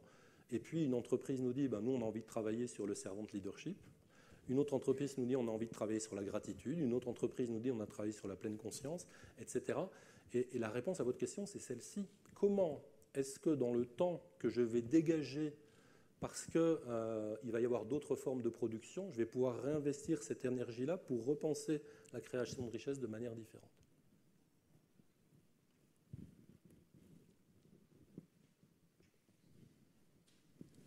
Autre question? Moi, j'aimerais reprendre votre exemple qui parlait d'un collègue qui se met en colère contre vous. Et j'aimerais le mettre en lien avec un livre que je suis en train de lire qui s'appelle « 3 hommes en quête de sagesse » et qui dit finalement que la colère, c'est une émotion perturbatrice. Et que pour la travailler et l'anticiper, il faut qu'on repère quand elle se déclenche, comment elle se déclenche, et justement travailler là-dessus pour la minimiser et empêcher qu'elle perturbe notre conscience. Est-ce que finalement, vouloir atteindre ou aller vers une orientation de la paix économique, c'est pas d'abord de travailler sur soi-même, de travailler sur l'invasion de nos possibles émotions perturbatrices? Donc cette fois-ci, c'est moi qui démarre. Donc j'ai un début de réponse qui est oui. La raison de mon schéma tout à l'heure, qui dit on part de la paix comme orientation, la paix comme chemin et la paix comme fondation, pour ensuite, d'un point de vue concret, se poser d'abord de ce qu'on va pouvoir développer sur la paix comme fondation, en disant que pour nous, en tant que chercheurs, on a fait un choix d'une méthode particulière, d'une approche particulière qui est la pleine conscience. C'est pour répondre à cet endroit-là, c'est dire on est convaincu que le premier métier que j'ai à mener, c'est le métier de moi-même, pour tous les éléments que vous évoquez. Il y a un endroit où je ferai un petit ajustement. Quand le bouddhisme, puisque ça vient de là, et c'est certainement Mathieu qui évoque ça, quand le bouddhisme dit la colère est une émotion perturbatrice, en fait, si on va au bout du schéma, il ne nous dit pas « vous devez éliminer la colère ». Il nous dit « attention, dans l'ensemble des émotions possibles, il y a tout un ensemble d'émotions qui va vous amener, je vais reprendre d'autres mots, vers des bénéfices, et il y a tout un ensemble d'émotions qui va vous amener vers des maléfices. » Mais il nous dit aussi « attention, ces émotions qui vous emmènent vers des maléfices, elles sont en train de vous donner tout un ensemble d'indications qui sont tout aussi importantes pour la situation que vous êtes en train de vivre. » Et le petit ajustement que je voudrais faire dans ce que vous venez de partager, c'est n'entendons pas dans tout ce qu'on est en train de dire quelque chose qui dirait « je réduis un espace de vie quelque part ». Ça ne serait certainement pas mon propos. Et si dans cet espace de vie, à un moment donné, arrive la colère, et pour le coup, c'est à mon voisin que je vais le voler, la première fois qu'on s'est rencontrés, à table, il me dit « en fait, la violence m'intéresse pour une raison majeure, c'est que la violence m'amène au conflit. Le conflit m'intéresse pour une raison intéressante, c'est qu'il m'amène au débat. Et quand j'arrive au débat, finalement, j'ai recréé de la relation. » Et cette colère perturbatrice qu'évoque Mathieu Ricard, son intérêt, c'est pouvoir me rendre compte que dans le système émotionnel, un certain nombre d'émotions vont créer des réponses qui vont plutôt être des réponses de l'ordre de la mise en action, de la construction, et que d'autres émotions vont créer des réponses qui sont plutôt de l'ordre de la survie, ne veut pas dire je dois les éliminer, veut plutôt dire sachons la vivre pleinement, pleinement voulant dire accueillons-la, et dis-lui, si je peux le dire comme ça, c'est un soufi qui disait ça comme ça, accueillez donc cette colère de la même manière qu'un ami qui arrive à votre porte pour une raison majeure, c'est que cette colère est en train de m'amener une information fondamentale, mon voisin vient de me manquer de respect, et si je veux pouvoir rester en lien avec lui, il va falloir que je trouve un moyen de lui dire tranquillement, peut-on faire quelque chose tous les deux de ce respect-là ? Il y a un point qu'on peut ajouter qui fait aussi partie de la tradition bouddhiste, c'est ce qu'on appelle la posture du témoin. C'est-à-dire, je ne m'interdis pas mes émotions, mais je ne suis pas envahi, c'est-à-dire je les prends comme des signaux. Parce que l'émotion est très importante. L'émotion, là encore, le sens des mots nous le dit bien, c'est ce qui nous meut. Donc c'est essentiel de ne pas se priver des émotions, mais ne pas se laisser posséder par l'émotion et dire tiens, quel est le signal de cette colère, mais pour les mêmes raisons, il peut y avoir quantité d'autres émotions. Ça, effectivement, c'est une source d'information utile. Il y a une petite phrase à laquelle tu me fais penser que j'aime bien, c'est « ça n'est pas parce que je t'accueille dans ma maison que je te donne la clé ». Moi, j'avais une question sur La monnaie, en fait, l'unité de transaction en fait, qui existe, et c'était intéressant ce que vous disiez, c'est qu'en fait, deux personnes presque antagonistes, grâce à la monnaie, pouvaient finalement échanger. Dans le modèle de paix économique, est-ce qu'il faut conserver la monnaie ou est-ce qu'il faut avoir une autre unité de valeur pour pouvoir accompagner ce changement ? Et deuxième chose, il y a plein de périmètres. Là, vous parlez d'entreprises, il y a de la TPE, il y a de la grande multinationale, il y a les États, il y a plein de niveaux en fait. Et en fait, vous vous situez où pour arriver à cette paix économique ? Parce qu'en fait, chaque partie interagit, mais c'est presque un monde qui est quelquefois complètement opaque, ou en tout cas qui ne communique pas. Donc c'est encore moi qui suis obligé de démarrer. Je vais saisir une partie de votre phrase presque par jeu. Je ne veux aboutir nulle part. Quand vous me dites vous démarrez où pour aboutir à cette paix économique, je n'ai pas, et je le répète, l'intention d'aboutir à un état de paix économique.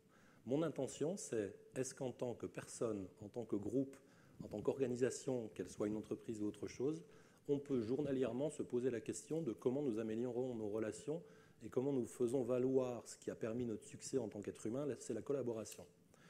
Si je commence à poser la paix économique comme quelque chose que je veux atteindre, ben je vais poser ces questions-là. C'est-à-dire, je vais me dire, waouh, jamais je ne vais m'en sortir. Parce qu'entre les braves gens qui, même s'ils sont tous de bonne intention, il y en a un qui sera en bon état le lundi, l'autre qui sera en bon état le mardi et l'autre le mercredi, je ne vais jamais m'en sortir. Par contre, si je commence à donner à ces braves gens chacun des clés particulières pour que de manière journalière, ils avancent avec ça. L'une des clés étant, s'il vous plaît, je leur dis, excusez-moi, ne projetez pas la paix comme un état particulier, parce que si je la projette, quand mon voisin ne sera pas en état le mardi, je vais commencer à porter jugement sur son état du jour, et plutôt que d'y voir quelque chose qui serait de l'ordre de la compassion qui pourrait me permettre de l'aider, je vais commencer à lui dire, ça y est, tu es en train de décaler. Vous vous souvenez les petits singes qui font de la méditation ? Il y en a un qui met son doigt ici, l'autre sur les oreilles et l'autre sur les yeux, parce qu'en fait, ils y étaient 4, je ne sais plus ce que fait le quatrième. Ils méditent tous les 4, ils ont comme engagement de méditer, avec une interdiction de parler. À un moment donné, il y en a un qui parle, donc qui rompt l'engagement qu'il avait pris. Le deuxième lui dit « t'as parlé ». Le troisième lui dit « mais non, c'est toi ». Et le quatrième dit « je suis le seul qui n'a pas parlé ». Bon, c'est une analogie, mais elle est exactement à cet endroit-là. Et je comprends cette complexité-là. Mon propos, c'est si on parvient à créer des effets de levier dans différents endroits, système éducatif, système de l'entreprise, système politique, dans lequel on peut commencer, je prends des risques, à accepter la vie telle qu'elle est. Ça ne veut pas dire qu'il ne faut pas changer, ça veut dire que je suis capable de la regarder et de la regarder de façon un petit peu plus juste. Plus juste voulant dire au plus proche de ce qui est en train de se passer, avec des moments dans lesquels se passent des bénéfices que je vais devoir apprendre à célébrer, ce qui n'est pas forcément évident, avec des moments dans lesquels se passent des maléfices, dans lesquels je vais devoir prendre ma responsabilité pour tenter d'avancer sur eux, j'ai une chance d'enclencher tout ça. Maintenant, pour revenir un petit peu vers vous, parce que je semblais m'opposer, dans les discussions qu'on a eues cet après-midi, finalement, on en arrive à se rendre compte, quand on travaille sur cette idée de paix économique, qu'on peut démarrer au niveau de l'intime, on peut passer au niveau du groupe, on peut passer au niveau de l'organisation, mais il va y avoir d'autres niveaux au-dessus. C'est on n'en a pas parlé aujourd'hui, mais un des thèmes qui me tient à cœur, c'est de penser l'épanouissement de l'ensemble des parties prenantes de l'entreprise. Et dans l'épanouissement de l'ensemble des parties prenantes, j'entends quelque chose qui va peut-être vous faire grimper les cheveux sur la tête, mais c'est l'épanouissement de mon concurrent. Comment est-ce que je peux contribuer à l'épanouissement de mon concurrent ? On aura une autre conférence pour en parler. Mais quand je me mets à penser l'épanouissement de mon concurrent, je commence à toucher aux lois de la régulation de la concurrence, etc. Ça veut donc dire que si je pense la paix, je vais commencer aussi à interroger le législateur en lui disant comment fait-on maintenant si je veux garder une règle qui me permet de préserver les dérives, mais qui, plutôt que de bloquer les possibilités de collaboration, les enferme. Donc il y a effectivement, dans votre question, je ne peux qu'adhérer, il y a effectivement tout un ensemble de niveaux différents. Et j'étais en train de me demander si c'était vaniteux de dire ça, que chacun démarre à son endroit, que chacun puisse à un moment donné dire « Ok, moi, l'axe que je prends, si je parlais de moi, c'est l'axe de l'enseignement et de la recherche ». Les entreprises qui sont avec nous disent « Nous, on prend notre responsabilité de manager ou de dirigeant à cet endroit-là ». Que le politique puisse le prendre aussi et que l'employé prenne le sien. Je peux rajouter un mot sur la première partie de votre question qui est sur la monnaie. la monnaie remplit une fonction pacificatrice, le lien entre payé et pas carré, tant que la monnaie reste un simple outil. Dès qu'il y a une inversion du rapport entre outil et finalité, il y a un dérèglement. C'était Aristote que tu citais qui disait déjà, si l'économie oublie que la monnaie n'est qu'un simple moyen, si elle en fait une fin, ça n'est plus, disait-il, de l'économie, c'est ce qu'il appelait de la crématistique. Et à ce moment-là, ajoutait-il, la cité est en danger.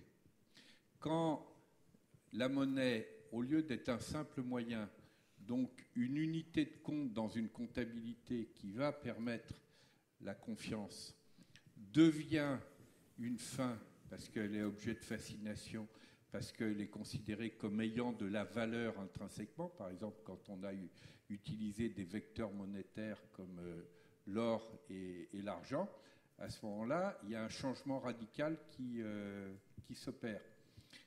Imaginez qu'il y a une bourse mondiale des kilos et des mètres et qu'on doit organiser les rapports aux mesures sur cette base-là. Ça serait un chaos invraisemblable.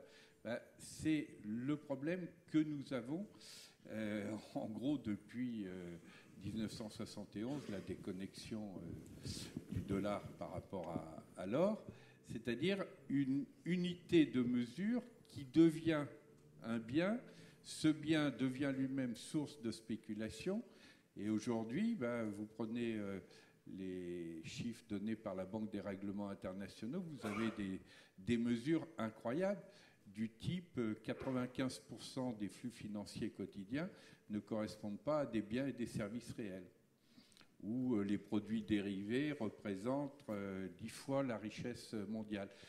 C'est exactement la question que posait déjà Aristote, c'est-à-dire l'économie est devenue crématistique, les grandes crises financières sont des crises de crématistique parce qu'on confond les moyens et les fins, et à ce moment-là, la cité mondiale est en danger. Donc effectivement, il faut revenir aux monnaies-outils, et c'est ce que font par exemple toutes les initiatives de monnaie locale. Le propre d'une monnaie locale, c'est de se poser la question de la richesse réelle sur un territoire.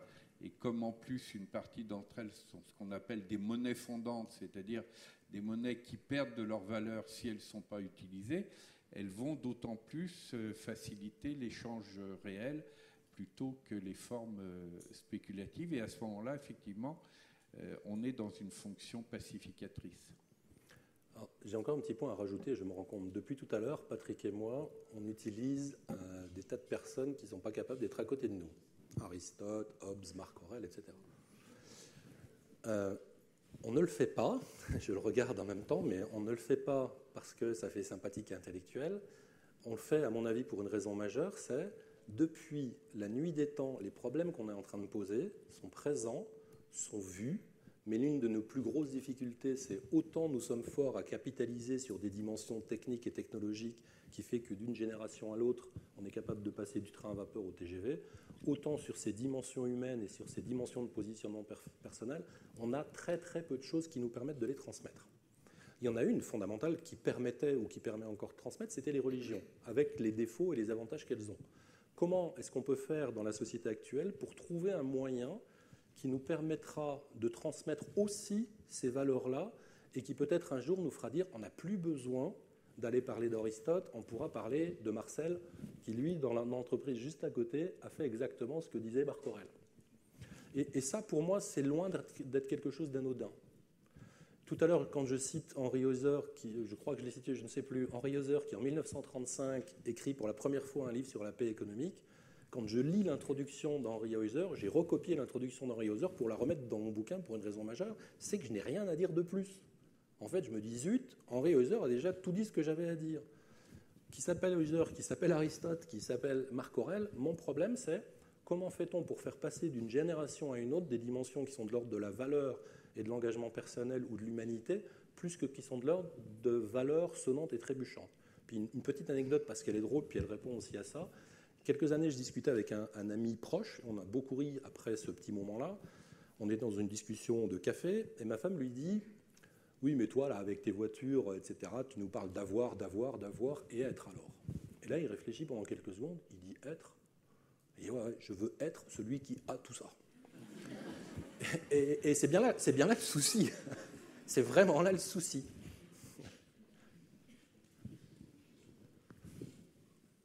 Ah, pardon. Allez-y. Moi, j'aurais encore un comment fait-on. Vous avez évoqué l'instrumentalisation de tous ces chemins qui peuvent amener à l'œuvre commune et à développement de richesses autres que celles habituellement déclarées. Et comment fait-on effectivement pour que ces chemins ne deviennent pas des maléfices ? Quand on parle de la mindfulness, le coaching, développement personnel, toutes ces choses-là, à l'heure actuelle, effectivement, j'ai un peu le sentiment que ça devient l'outil magique qui finalement génère du maléfice. Tu veux démarrer Moi, je démarrerai par un déplacement de la question, parce qu'à chaque fois qu'on se pose la question du comment fait-on, on est pris un peu de panique, parce que moi, je suis haut-savoyard d'origine et je vois la face nord des Grandes Jorasses et je me dis comment je vais y aller alors que je ne suis même pas équipé, etc. Donc, une des façons de se donner de l'énergie, c'est comment font ceux qui ont commencé à faire. Et qui, pour reprendre l'expression fameuse de Mark Twain, ils ne savaient pas que c'était impossible et c'est pour ça qu'ils ont réalisé le possible. Pensez par exemple au film Demain. J'imagine que beaucoup d'entre vous l'ont vu. Donc, qu'est-ce qui donne de l'énergie dans ce film ? C'est qu'il ne parle pas d'un monde idéal. Il parle de choses qui se font déjà. La germination créative du nouveau monde, elle est déjà là.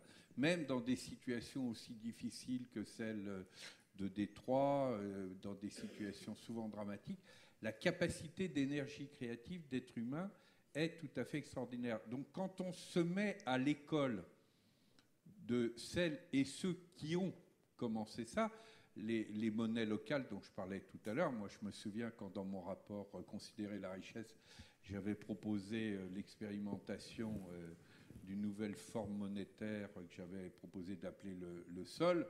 On prenait vraiment pour un extraterrestre. Bon, aujourd'hui, vous en avez partout, et notamment en France, des monnaies locales. Même des villes importantes comme Toulouse, comme Nantes, etc., s'y sont mis, et d'autres comme Paris sont en train d'envisager d'en avoir. Donc ça veut dire que le déplacement de la question, en se mettant à l'écoute des créatifs, ça va être de nature à nous donner cette énergie.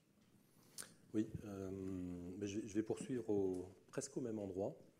Quand je regarde comment s'est constituée l'équipe de chercheurs qui aujourd'hui représente ce lieu de recherche, finalement, on a commencé à parler à 2 ou 3 de ce qu'on avait envie de faire. On a vu arriver à nous des gens qui faisaient déjà. Hugues doit être quelque part dans la salle. Mon collègue Hugues Poissonnier, qui est un spécialiste des achats, n'était pas avec nous à l'origine, sauf que Hugues développe tout un travail de recherche dans lequel il parle des achats collaboratifs. Tu réagiras violemment si je me trompe. L'idée de l'achat collaboratif, elle est assez simple, c'est de se dire, jusqu'à présent et encore aujourd'hui, qu'est-ce que c'est que le rôle d'un acheteur ? C'est un cost killer.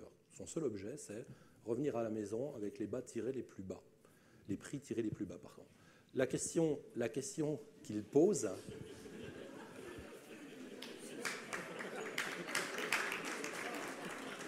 On fait ce qu'on peut.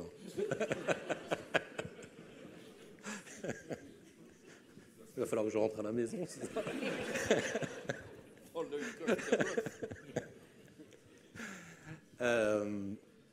La question qu'il pose, c'est est-ce que je peux réinstaller dans ce système des achats une dimension collaborative dans laquelle je vais intégrer le fournisseur dans ma chaîne de valeur et montrer qu'avec lui, je vais pouvoir faire autre chose que simplement d'être dans un lien commercial direct dans lequel chacun essaye de gagner tout ce qu'il peut en essayant de faire croire qu'on est dans quelque chose de consensuel où chacun s'en tirera alors que chacun s'en va insatisfait, et voir comment on va créer ensemble quelque chose de nouveau.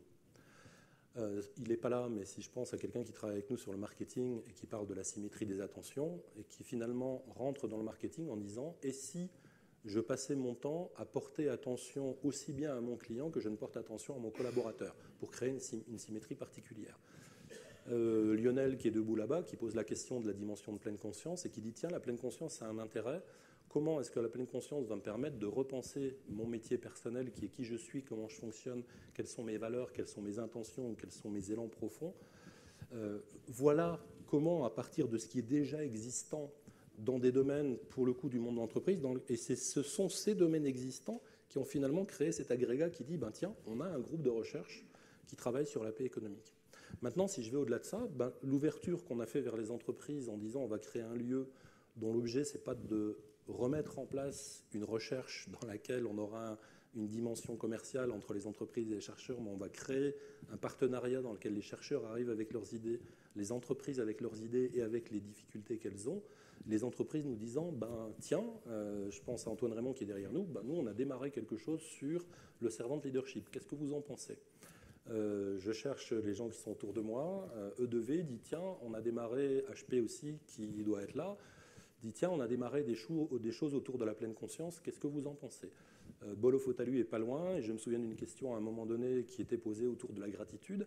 C'est-à-dire qu'à un moment donné, et tous ces gens ayant tenté des choses, et cette façon d'avoir tenté les choses, pour moi, va être importante parce qu'elle va permettre finalement de conclure en fin de journée, incroyable, le nombre de collaborations et de coopérations qui me permettent d'aller vers les bénéfices dans une journée est incroyablement plus important que le nombre de dysfonctionnements sur lesquels on me fait focaliser mon temps. En janvier dernier, on a organisé une conférence à Princeton, là où je suis, avec des chercheurs américains, avec des entreprises américaines et françaises. L'un des chercheurs était un anthropologue, et la question qu'on lui avait posée en préparation, c'était de lui dire « Est-ce que vous pouvez venir nous parler de ce qu'on présuppose en tant que chercheur en sciences de gestion, qui serait cette idée que finalement la coopération a beaucoup plus d'importance dans la vie des êtres humains que n'en a la compétition ?» Il va nous dire quelque chose qui est moyenne entre les deux, mais que j'ai retenu dans cette phrase, qui était de dire coopératif par nature et compétitif par potentiel. Et les deux sont fondamentalement importants. Mais c'est bien coopératif par nature. Il prend un exemple à un moment donné, puisqu'on est tout près de New York, il nous dit « Regardez la ville de New York, si vous tentez de comprendre quelque chose à la ville de New York et que vous allumez la télé, tous les jours, vous allez entendre qu'il y a un meurtre. » Sa statistique est assez simple, il dit il y a entre 320 et 360 meurtres par an, 365 jours, normalement tous les jours si vous regardez la télévision, on va vous dire il y a un meurtre. À côté de ça, il nous dit il y a en gros 9 millions d'habitants, il y a une cinquantaine de millions de visiteurs par an, imaginez sur une seule journée combien d'actes coopératifs efficaces et performants il faut pour que cette ville fonctionne. Et ça représenterait des milliards d'actes coopératifs. Est-ce que je peux, à un moment donné, partir de ces actes coopératifs, voir en quoi ils sont efficaces, et en fait, par agrégation, comme ça, commencer à construire quelque chose de différent. Et dans ce quelque chose de différent, il ne va pas y avoir que l'acte, il va y avoir aussi tout le système culturel que je construis autour. Et dans ce système culturel, il va y avoir aussi mon système de croyance. C'est-à-dire que si, quand je commence à regarder New York, mon système de croyance, c'est la vie est difficile, les gens sont des assassins, et que je vais chercher à l'extérieur une confirmation de ce que je suis en train de penser, je vais la trouver. Si mon système de croyance commence à dire « Waouh, on est 200 dans une pièce avec des orateurs, avec des gens qui sont capables de parler ensemble pour produire quelque chose de nouveau », je vais le trouver aussi. Une dernière question avant que Dominique nous fasse un lapsus plus scabreux. Bonsoir. J'ai une question concernant la mesure de la contribution de valeur des entreprises. Aujourd'hui, on est effectivement dans un système de comptabilité monétaire qui a certainement ses bienfaits et qui est nécessaire dans une certaine mesure. La question, c'est qu'on voit apparaître depuis quelques années des mesures qui vont être des indicateurs qui vont être plutôt liés, par exemple, à l'écologie aussi. Il y a bien sûr en interne aussi des mesures par rapport à la façon dont les collaborateurs se sentent dans l'entreprise. Je voudrais savoir si ces deux derniers types d'indicateurs, par rapport à vos recherches que vous pouvez voir au niveau des entreprises et des différentes économies, prennent une importance un peu plus grande. Est-ce qu'il y a une tendance dans cette direction ? La réponse est oui à votre question. Et c'est vrai à la fois du côté des systèmes de comptabilité publics, nationaux, etc. Par exemple, moi j'avais fait la mission Nouveaux facteurs de richesse, et à l'époque c'était encore très marginal. Quelques années après, vous avez eu la commission présidée par Joseph Stiglitz, qui est venue confirmer à la fois la nécessité d'une mise en cause de nos indicateurs de richesse dominants et la nécessité d'autres indicateurs, prenant en compte par exemple des enjeux écologiques et sociaux. Même l'OCDE, qui n'est pas une organisation particulièrement alternative, s'est mis à travailler sur d'autres indicateurs. Récemment en France, une loi proposée par Eva Sass a proposé qu'à l'occasion du débat budgétaire, on ait une autre batterie d'indicateurs. Donc les choses ont avancé. Elles ont avancé à mes yeux insuffisamment, mais elles ont avancé. Et puis du côté des systèmes de comptabilité privée, c'est toute l'intégration à partir d'exigences telles que la loi NRE, d'avoir des formes qui intègrent pas simplement les dimensions financières, mais aussi écologiques, sociales, etc.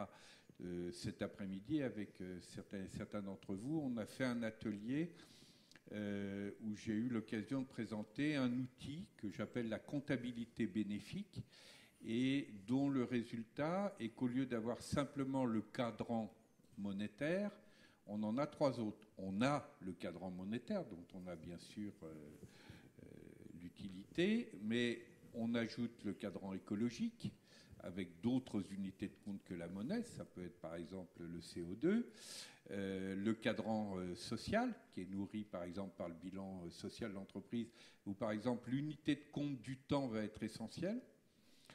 Quand on regarde le temps mobilisé, même au sein d'une entreprise, on se rend compte que le temps non marchand est souvent tout à fait déterminant. À l'échelle d'une société, là c'est encore plus évident. Si vous regardez les budgets de temps de l'INSEE, vous avez des informations absolument capitales. Et puis un 4e cadran qui lui est plus qualitatif et qui résulte de la délibération des parties prenantes de l'entreprise autour de la question: quelles sont les activités jugées bénéfiques au sens fort du terme bénéfice et jugées nuisibles, source de perte. Et quand on a fait cet exercice, on regarde les 4 cadrans. Si les cadrans sont en cohérence, si nos bénéfices monétaires correspondent en même temps à des activités jugées bénéfiques sur le plan écologique, social, etc., on peut dire qu'on est bien dans un projet contributif et dans un cœur de métier. Si inversement il y a contradiction, l'une des fonctions de l'annexe, par exemple, c'est de rendre compte de ces contradictions et de la façon de l'élever. Donc ça fait partie des nouveaux outils qui sont en cours d'élaboration. Merci. Et le complément que je voudrais apporter, c'est... Oui. Toi, tu es équipé. Le complément que je voudrais apporter, c'est de la même manière, il me semble que ces indicateurs et que ces nouveaux indicateurs sont fondamentaux si on arrive à les garder à ce pourquoi ils ont été faits. Si à un moment donné, je finis par me retrouver en course à rattraper mon indicateur, plutôt que d'utiliser l'indicateur pour regarder ce qui se passe dans la réalité, je vais me retrouver encore une fois dans une problématique standard. Une de nos collègues travaille sur des aspects de contrôle de gestion, et j'ai gardé depuis quelques années un exemple en tête qu'elle m'avait donné, que j'ai vécu en faisant un audit du stress au travail dans une entreprise qui faisait du prêt bancaire pour de l'immobilier.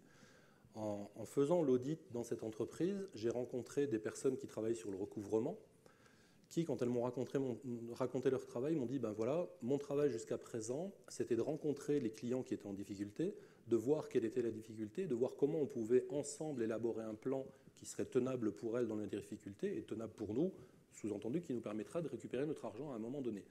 Tant que mon travail c'était ça, c'était un travail qui me convenait. Depuis quelques années, on me donne un outil qu'on a appelé un outil de contrôle, qui est effectivement un tableau, où sur la semaine, tous les jours, j'ai un chiffre à atteindre en fin de journée, et je me rends compte que je passe ma journée à courir après mon chiffre, que si je n'atteins pas mon chiffre en fin de journée, il va y avoir des conséquences pour moi qui vont être des conséquences importantes. Si l'outil de mesure qui soit aussi petit que ce petit tableau de ces personnes qui travaillaient, ou si c'est un outil de mesure national, si à un moment donné je me sers de l'outil non plus pour regarder la réalité, mais si je pense que mon outil devient la réalité, cette fois-ci, il repart dans un sens inverse. Et c'est malheureusement, je crois que c'était vous devant madame qui parlait de l'instrumentalisation, c'est malheureusement un des risques. Tout à l'heure, quand j'ai parlé de la formation des managers, je peux vous assurer que pendant des années, le mot d'élite me rendait dingue. Aujourd'hui, je me dis, mais bon sang, on a besoin d'élite. Dans ce cas-là, c'est une élite qui sera capable de dire non, tu ne vas pas contraindre cette personne à passer sa vie à s'assurer qu'en fin de journée, elle a atteint son chiffre, alors que son métier, c'est pas ça. Parce que si je fais ça, je vais lui créer de la souffrance, je vais créer de la violence, je vais créer de la violence chez le client. Et donc, c'est plus du bénéfice que je génère. Et même si tous les soirs, elle atteint ses 80 000 euros de recouvrement, ce 80 000 euros va basculer dans ma colonne de gauche, pas dans ma colonne plus, mais dans ma colonne plus qui génère en fait du maléfice. Et là, il y a un véritable rôle du manager. Quand tout à l'heure, je disais, attention, mon manager, ce n'est pas parce qu'il parle de paix qu'il n'est pas capable à un moment d'avoir une position forte. Au contraire. J'ai besoin d'avoir des managers qui soient puissants, qui soient capables de tenir ces endroits-là. Bien, on va en rester là pour ce soir, en tout cas Merci ici beaucoup. dans cette salle. Ceux qui ont d'autres questions, eh bien, écoutez, vous pourrez les poser de l'autre côté du mur. Les orateurs seront à votre disposition. Si j'ai bien compris, c'est un sujet pour lequel on ne peut pas conclure. On est sur le chemin et on va rester sur le chemin. Tout à fait. J'espère que vous avez tiré grand bénéfice de ces propos. Vous avez eu, je pense, vous êtes alimenté en réflexion pour les prochains jours, voire les prochaines semaines. Ce que je vous propose, c'est de passer à une nourriture beaucoup plus matérielle de l'autre côté de la salle. Et je vous invite à remercier encore nos orateurs pour les présentations.